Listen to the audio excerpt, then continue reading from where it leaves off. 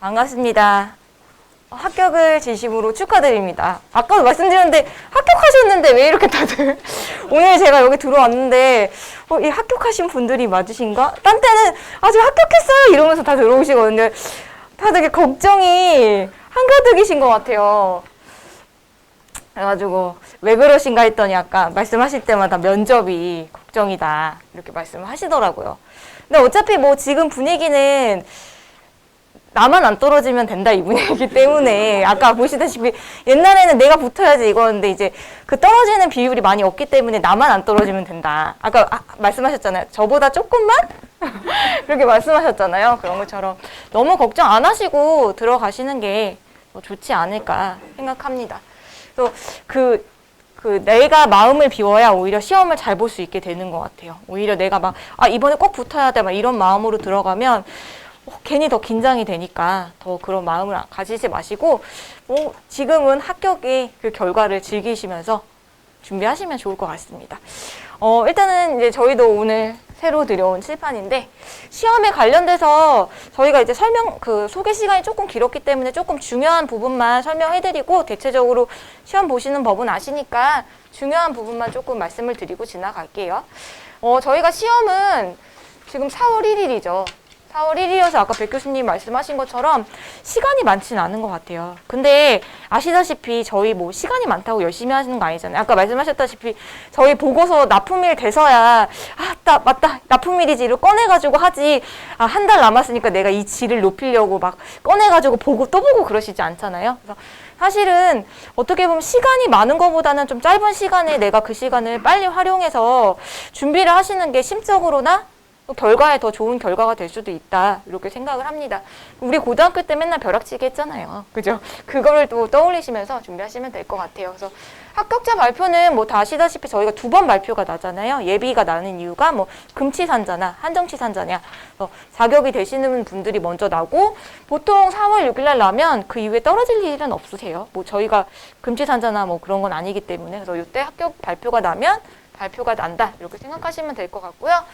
그 다음에 뭐 시험 범위는 환경 영향평가 수행에 필요한 전문 지식과 소양이라고 되어 있는데 사실은 시험 관련돼서는 그때 어느 분이 들어가시냐에 따라서 시험의 뭐 문제라던가 방향이 좀 많이 바뀐다고 보시면 될 것 같아요. 그래서 저희가 지난번까지 하면 거의 시험이 60분 정도 될 것 같기 때문에 한 4반에서 5반 정도 운영이 될 거고 그 반마다 위원장님이 한 분씩 계시는데 그분들이 하루 전날 만나셔서 문제 출제를 하신다고 해요. 그래서 어느 반에 들어가느냐에 따라서 문제가 달라지는 건 아니고 다 아예 문제 은행식으로 실무에 관련된 거 반, 그 다음에 나머지 질문 반 이렇게 아예 다 결정이 되어 있기 때문에 사실은 면접에 어떤 분이 들어가느냐에 따라서 좀 면접 문제의 판도는 달라질 수 있다고 생각하시면 될 것 같습니다. 그리고 저희가 1차 그리고 2차는 3회까지 보실 수 있고요.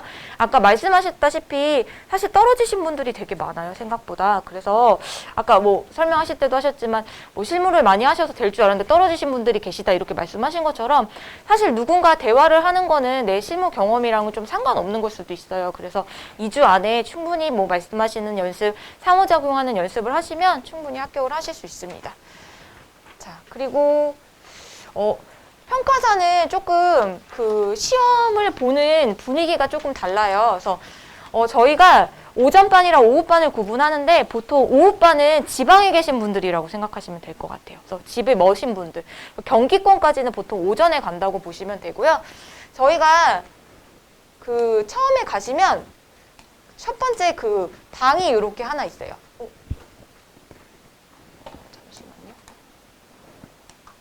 방이 이렇게 하나가 있습니다. 그럼 여기서 오전반 분들이 다 모여 계세요. 그리고 한 8시 40분? 요 정도 되면은 직원들이 와서 제비뽑기를 하라고 해요. 이때부터 나의 운명이 갈리는 거예요. 내가 A반에 들어가느냐, B반에 들어가느냐, C반에 들어가느냐 이거에 따라서 사실 심사위원이랑 내가 잘 아는 문제여도 심사위원이랑 나랑 좀 맞을 때 내가 훨씬 더 부드럽게 대답을 할 수 있는 거잖아요. 그래서 내 운명을 너의 손에 맡기리 생각하시고 제비뽑기를 잘 하시면 됩니다. 그럼 그 제비뽑기 순서에 맞추셔가지고 시험을 보시게 되는 거예요. 자, 처음으로는 이 제비뽑기에 대해서 내가 A1번이다. 그러면 제일 첫 번째 이 자료 검토 장소라는 곳으로 이동을 합니다. 이 자료 검토 장소로 가면 이렇게 이런 식으로 책상이 있고요. 여기 그 직원이 앉고 제가 여기쯤 앉아요. 그리고 여기에 시계가 있어요. 그리고 10분 시간을 줍니다. 근데 이 책상 안에 이렇게 A4 종이가 있고 사업의 개요와 도면이 이렇게 있어요. 근데 여기서 문제는 주어지지 않아요. 10분 동안 내가 이 도면을 보고 검토한 결과를 그냥 종이에 쭉 써서 10분이 되면 이 직원이 10분이 됐습니다 하면 뒤집으세요 하면 뒤집고 면접 장소로 이동을 합니다. 면접 장소로 가실 때는 이 시험지랑 내가 정리한 거를 가지고 들어가실 수 있어요. 그래서 그걸 가지고 들어가셔서 10분은 보통 요 사업에 대한 검토 내용, 그리고 나머지 10분은 거기서 만들어 놓은 문제, 은행에 관련된 문제, 이렇게 20분 정도 시험을 본다고 보시면 돼요. 평가사는 기숙사랑 다르게 시간이 딱 정해져 있어요. 시계를 딱 켜요, 제가 들어가면. 그래서 그 20분 내에 시험을 보시면 됩니다. 20분이라는 게 잘 생각해 보시면 내가 질문의 답을 너무 짧게 하면 문제가 많아질 수 있어요. 그래서 어느 정도 내가 답의 분량과 나의 말의 뭐 속도와 이런 것들을 어느 정도 맞춰야 내가 부족할 수 있는 부분을 안 들키실 수 있어요. 문제를 너무 많이 받으면 분명히 부족한 부분이 나오거든요. 그래서 이렇게 하고 면접을 다 보시고 나면 오전반은 마지막 방으로 가서 다 끝날 때까지, 모두 끝날 때까지 기다려요. 그래서 오전반이 다 같이 퇴소를 합니다. 왜냐면은 오후반한테 문제가 갈 수 있기 때문에 오후반이 다 들어오면 이제 오전반 가세요 이러면서 이제 하시면 이제 나오게 됩니다. 그래서 면접은 이런 식의 순서대로 보신다고 보시면 돼요. 그래서 아까 제가 설명드린 대로 대기 장소에서 순서가 결정하면 제시된 자료 가지고 가시고 면접 장소로 갑니다. 면접위원은 이렇게 네 분이 계시고요, 제 앞에. 그리고 거기 직원이 한 분 계세요. 그래서 직원이 컴퓨터로 저를 막 촬영하고 있어요. 그래서 저희가 사실 뭐 기술사 볼 때는 뭐 이번이 뭐 몇 번째 마지막입니다 은근 흘리라고 하는데 여기서는 그럴 경우에 부정행위가 되실 수 있어요. 다 녹화를 하고 있기 때문에. 옛날에 우스갯소리로 저 3번 보고 있어요. 이렇게 땀을 닦으면서 3을 이렇게 놓쳐라. 손을 이렇게 해라. 이렇게 우스갯소리를 했었는데 그렇게 말씀하신 분이 계셨는데 떨어지셨어요. 그래서 절대 내가 몇 번째고 어디에 있고 이런 것들을 절대 밝히시면 안 됩니다. 그리고 면접이 끝나면 이렇게 대기 장소로 가시면 돼요. 자, 뭐 이렇게 배정 기준은 이런 건데 결국은 60점 만점 이상일 때 합격을 하신다고 보시면 됩니다. 그래서 어떤 반은 OX로 채점을 하는 반이 있고요. 어떤 반은 이분들이 나가면 바로 채점을 하는 경우가 있고 어떤 반은 남아서 채점하는 경우가 있고 그거는 그 반의 자장의 분위기에 따라서 조금 달라진다고 해요. 근데 어쨌든 반마다 그 합격의 비율은 동일하게 거의 맞춘다고 보시면 될 것 같아요. 그래서 이 제비뽑기가 나의 인생을, 오늘의 나의 결과를 결정짓는다. 그렇게 보시면 될 것 같습니다. 그래서 이렇게 보시고 보통 환경부분 한 분, 그리고 정책연구원, 학계, 업계 이렇게 오시는데 뭐 나랑 같이 근무를 하고 있거나 이런 분들은 재척이라는 걸 할 수 있어요. 그래서 뭐 친척이나 교수님이나 재척하실 분 계십니까? 하면은 이제 거기서 제 뭐 제자입니다 이런 식으로 이제 배척을 하게 되는 그런 조건들이 있습니다. 근데 대체로 요거 배척하시는 분들이 그렇게 많이 나오진 않아요. 그래서 그때 이런 것들은 뭐 상황마다 하시면 될 것 같아요. 아니요. 그럴 경우에는 그냥 안 하시는 게 더 좋지 않으실까요? 그냥 내 직속 상사거나 막 친인척이거나 그런 거 아닌 이상, 그리고 그분들이 저희를 재척한다고 보시면 될 것 같아요. 옛날에 이런 이야기도 있었어요. 제 제자입니다 이러고 나가면 누가 제일 떨어뜨리겠냐. 오히려 재척하는 게 좋다 이렇게 이야기도 뭐 있긴 했었는데 지금은 뭐 그런 거는 옛날 이야기고 지금은 그렇게 많지 않습니다. 자, 저희 합격률을 보시면 지금 거의 80%예요. 아까 말씀하셨던 것처럼 저희 51명 중에 여기 딱 80%가 오셨으니까 이렇게 합격하셔가지고 동기로 만나시면 되겠죠? 그렇죠? 합격률은 굉장히 높다라고 보시면 될 것 같아서 내가 뭔가 정말 큰 실수를 하지 않는 이상 뭐 크게 떨어질 일은 없다 이렇게 보시면 될 것 같아요. 자, 여기처럼 뭐 사제지간이나 친인척 이렇게 뭐 보시면 될 것 같고요. 면접 자세는 뭐 또박또박하게 이야기하고 저희가 이제 시간이 정해져 있다 보니까 너무 빠른 속도의 대답은 좋지 않다 이렇게 이야기하고 있어요. 왜냐하면 빨리 끝나면 빨리 물어보니까. 그렇죠? 그래서 이왕이면은 좀 천천히 그리고 상호작용하면서 대답을 해라. 그리고 내가 문제를 제대로 못 들었을 경우에 대답을 하시려고 하시지 마시고 한 번 더 이렇게 질문하신 게 맞습니까? 이렇게 하고 대답하셔도 문제가 되지 않는다. 이렇게 보시면 될 것 같고요. 모르는 문제가 나왔을 때가 문제예요. 근데 이것도 그 심의위원들에 따라 분위기가 달라요. 저는 좀 모르는 문제를 모르겠다고 얘기를 했거든요. 나중에 이제 어떻게 이렇게 뒤에 가서 여쭤보니까 여쭤보니까 모른다고 대답해서 떨어뜨렸다. 이렇게 말씀하시더라고요. 근데 어떤 분은 모르면 그냥 모른다고 인정을 해라. 이렇게 되는 경우가 있어요. 만약에 모른다고 대답을 안 하고 어정쩡하게 대답을 하는 거예요. 그럼 거기서 꼬리를 물어서 또 물어보고 또 물어보고 또 물어보면 계속 모르는 문제가 생기잖아요. 그래서 그때 좀 분위기를 보시면서 요거는 대답을 하셔야 될 것 같아요. 뭐가 정답이다라고는 할 수는 없는 것 같아요. 그리고 논쟁이 생겼을 때는 어쨌든 패는 그분이 지고 있는 거기 때문에 싸우기보다는 좀 유하게 아 맞습니다. 이런 식으로 가시면 좋을 것 같습니다. 그리고 뭐 나머지는 그리고 뭐 대답하실 때 저희가 이제 긴장이 되다 보니까 보통 눈을 보고 얘기해라 이러는데 잘 얘기 못 하거든요. 그럴 때는 이제 인중을 보고 이야기하면 그 사람은 내가 눈을 본다고 생각한다고 하더라고요. 그래서 제가 가끔 이제 어떤 논쟁이 생길 때 항상 그분의 입을 보면서 대답을 하곤 하거든요. 그래서 내가 너무 떨려서 뭐 눈을 맞추지 못하겠다 할 경우에 인중을 보시면서 좀 대답하시고 이런 태도들이 어쨌든 그분들한테 뭔가 꺼리낌 없는 뭐 책 잡히지 않는 행동도 굉장히 중요한 거니까 대답도 중요하긴 하지만 그래서 이런 것들이 좀 기본적으로 이제 하셔야 될 것들입니다. 자, 그리고 이제 정말 중요한 건 이제 네. 지금은 잘 모르겠는데 아마 해제됐으니까 마스크 안 쓸 것 같아요. 그 전에 쓴다고 하셨거든요. 근데 아마 거리가 생각보다 많이 떨어져 있어요. 여기 세 번째 줄이랑 한 요 정도 한 반에 한 명씩 보기 때문에 거리가 꽤 떨어져 있어서 이번에는 마스크를 벗을 것 같아요. 이제 해제가 아예 돼가지고.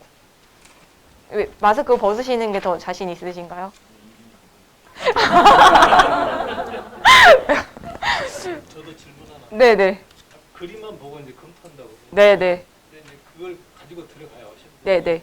근데 시험장에 들어갔을 때는 그 그림하고 똑같이 다른 게 있으면서 그게 문제가 이렇게 써져 있나요? 아니요, 문제는 없어요.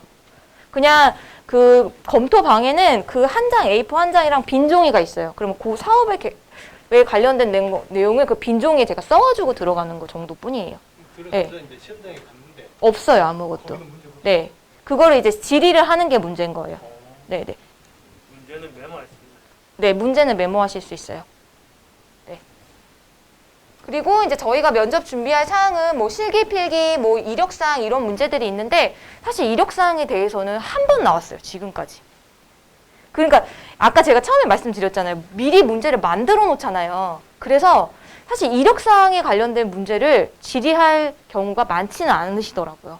그래서 너무 지금에 이제 가장 또 고민되시는 게 이력 카드를 어떻게 써야 되지 막 이런데 사실은 이력 카드는 어느 정도 이제 뭐 끝나면은 조금 더 백 교수님이 설명해 주시겠지만 그냥 내가 했다 정도만 보이는 거지 이게 사실 문제로 나오는 경우는 거의 없다고 보시면 될 것 같아요. 그래서 뭐 실기 필기 문제 그리고 대표 사업별 예성 문제 뭐 이슈들 이런 것들 보시면 될 것 같습니다. 저희가 자료를 보시면 요렇게 시험장에 들어가시면 이렇게 A4 종이가 있고요. 사업의 개요가 있고 이렇게 도면이 이렇게 있어요. 요걸 보시고 이제 검토를 하는 건데 이제 자료가 지금 이제 요거는 이제 면접 나오신 분들한테 저희가 얻은 거예요. 근데 보시면 이 검토 자료를 보고 거의 공통적으로 물어보는 것들이 굉장히 중요하게 있어요. 그럼 저희가 10분 안에 검토할 때 아무것도 모르고서 정리하는 것보다는 기존에 공통적으로 나왔던 문제들이 뭐니까 요거를 먼저 정리해 놓으시고 관련된 거를 정리해 놓으시는 게 굉장히 중요해요. 자, 1회 때는 산업단지가 나왔고 스코핑, 뭐 스크리닝, 민원이 나왔어요. 그리고 잘 보시면 뒤에까지 보시면 여기도 빨간 색깔로 제가 적어 놓은 게 거의 중복되는 문제거든요. 평가 기법, 예측, 민원. 3회 때도 중점평가 항목, 대안. 그리고 4회 때 대안, 중점 검토, 또 민원, 중점 검토. 이렇게 쭉 넘어가시다 보면 너무 많으니까 자, 그러면 19회까지 제가 이제 구할 수 있는 문제는 구해놨는데 보통 지금 물어보는 게 처음에는 대상, 실시 근거, 중점 항목, 민원이었어요. 근데 최근에 나오는 문제들이 토지 이용 계획에 관련된 거예요. 그러면 우리가 검토를 할 때 이 네 가지는 무조건 검토를 해놓고 그 외의 거를 한 번 더 보는 게 좀 더 답에 가까울 수 있다라는 거죠. 그래서 요거는 뭐 다 많으니까 한번 들어가 보시고 자, 그러면 이제 이런 식으로 검토 자료에 예측이 나옵니다. 27페이지, 28페이지로 넘어갈게요. 그럼 저희가 10분 동안 자료를 정리해야 되는데 이거 저희가 이제 다 이 실수를 범하면서 얻은 결과인데 저희가 이제 처음에 딱 당황하니까 A4 종이에 여기도 썼다, 여기도 썼다, 여기도 썼다 이렇게 하니까 막상 시험장 가서 내가 어디에 쏟는지를 모르는 거예요. 그래서 그 다음부터 저희가 이제 전략을 짠 거는 1번에 실시 여부, 2번에 중점 검토 항목, 3번에 대안, 4번에 민원, 뭐 5번에 토지 이용계에서 딱 그 내가 하는 단락을 먼저 이렇게 정리를 그 A4 종에 단락을 나눠서 정리를 하셔야 들어가셔가지고 아 중점평가 항목이 뭡니까? 그러면 아 중점평가 항목은 뭐뭐뭐뭐입니다. 이렇게 바로 대답을 하실 수가 있어요. 그래서 자료를 정리하실 때는 이렇게 단락을 좀 나누셔가지고 그 주요 그 내용에 대해서 정리를 하셔라. 저희 아까 전에 1회부터 19회까지 문제 보시면 제가 빨간색으로 다 중점으로 물어보는 문제들을 다 넣어놨어요. 그거 보시고 이제 사업별로 정리를 해두시면 시험장 가서 편하시겠죠. 자, 문단을 나눠서 체계적으로 정리를 하시고요. 자, 1회부터 여기 뒤에 문제는 30페이지부터 문제는 그냥 이 기출 문제예요. 그냥 이거 이상, 그러니까 뭐 사업에 관련된 거 10분 물어보고 그 이후에 10분을 물어보거든요. 그 10분, 그 나머지 10분에 대한 문제인데 여기도 보시면 물어보는 내용들이 되게 중복되는 문제들이 많아요. 그래서 여기 빨간색 쳐놓은 게 다 중복되는 문제들이거든요. 그래서 평가사로서의 자질이 뭐냐, 그리고 뭐 갈등의 유형은 뭐냐, 분쟁의 유형은 뭐냐, 뭐 거짓부실의 유형은 뭐냐, 이런 것들에 대해서 저희가 좀 중복적으로 물어보는 문제들이 있어요. 그리고 이번에는 특이하게 최근 이슈에 대해서 좀 물어봤어요. 스크리닝에 대해서 지금 이슈화되고 있는데 어떻게 생각하냐, 그리고 기후변화 영향평가에 대해서 얘기해봐라. 그래서 지금 최근 저희 평가 쪽에서 이슈되는 것들을 좀 물어봤다고 보시면 돼요. 근데 꼭 빠지지 않고 물어보는 건 사후, 뭐 평가사의 자질 이런 것들을 물어보거든요. 그런 것들을 미리 이런 것들은 준비를 하셔서 들어가시면 한 80% 이상은 어느 정도 적중이 되실 거예요. 그래서 요거는 이제 준비하러 들어가시라고 제가 이렇게 정리를 해놓은 겁니다. 그래서 저희가 뭐 필기와 마찬가지로 실기도 어느 정도 준비를 하셔서 들어가시는 게 맞고, 시간이 많다 보면 어쨌든 그 공을 갖고 오지만 그 공의 주도권은 제가 가지고 있어야 되거든요. 그렇기 때문에 그 주도권을 뺏기지 않도록 미리 사전에 준비해 놓으시면 뭐 면접도 크게 문제가 되진 않을 거예요. 그래서 뭐 설명은 이렇게 간단하게 설명을 드리겠습니다. 그리고 추가 질의 사항은 백 교수님께서 또 질의 받으실 거니까 여기까지 자료 설명은 여기까지 마무리하겠습니다. 자, 그리고 요거 말씀 안 드렸네요. 이력서 정리는 아까 되게 이제 실무를 안 해보신 분들이 되게 고민을 많이 하시는데, 보통은 뭐 점선면으로 나눠서 하시는 분들도 있고 평가, 전략, 환평, 소규모로 하시는 분들도 계시고, 본인이 진행한 사업 중에서 질의에 자신 있는 걸 중심으로 적으셔야 돼요. 혹시나 이력카드에 대해서 물어봤는데 내가 막 많이 했다고 보여주려고 막 20개를 써요. 그러면 나는 그 20개의 사업에 대해서 다 준비를 해야 돼요. 그렇잖아요? 근데 내가 딱 진짜 자신 있는 거 몇 가지, 한 5가지 이렇게 하면 딱 그것만 준비해서 들어가면 되니까 그게 결국은 또 아까 사업의 실무의 문제로 이어지실 거예요. 그래서 이런 식으로 정리하시면 될 것 같습니다. 이력서가 뭐예요?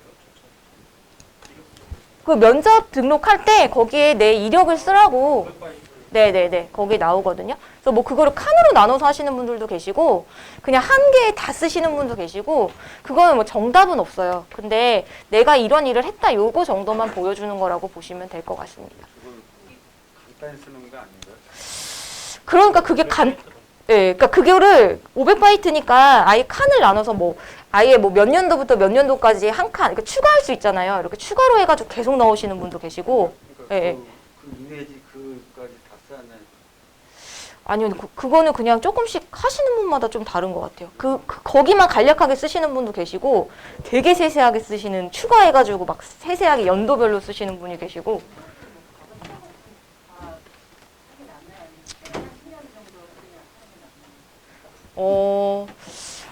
제가 네네. 말씀을 드릴게요.